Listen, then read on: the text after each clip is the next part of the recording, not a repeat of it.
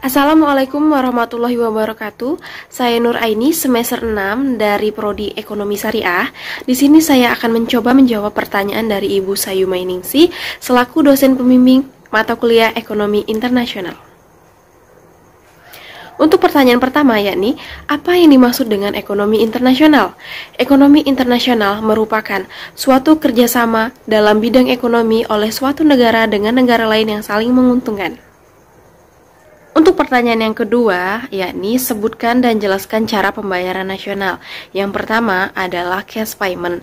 Cash payment adalah pembayaran secara tunai, artinya kita membayar langsung dengan fisik uang saat itu juga. Yang kedua ada commercial bill exchange atau trade bill, adalah surat yang ditulis oleh penjual yang berisi perintah kepada pembeli untuk membayar sejumlah uang tertentu pada waktu tertentu pada masa yang akan datang.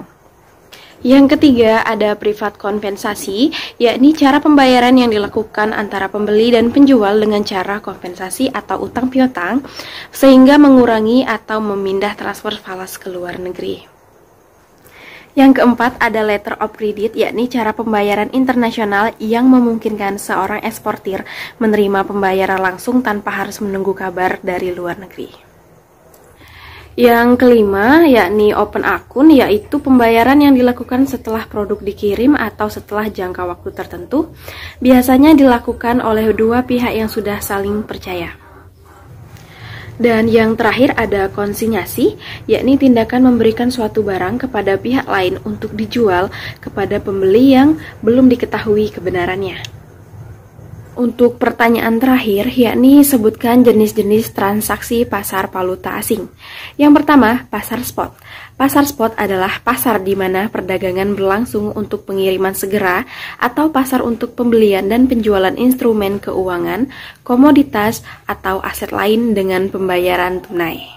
Dan yang kedua, ada forward atau pasar berjangka, yakni suatu perjanjian atau kontrak untuk melakukan transaksi valuta asing dengan kurs dan jumlah yang telah disepakati pada awal transaksi, dan penyerahan dana dilakukan kemudian minimal setelah 2 hari dari tanggal transaksi.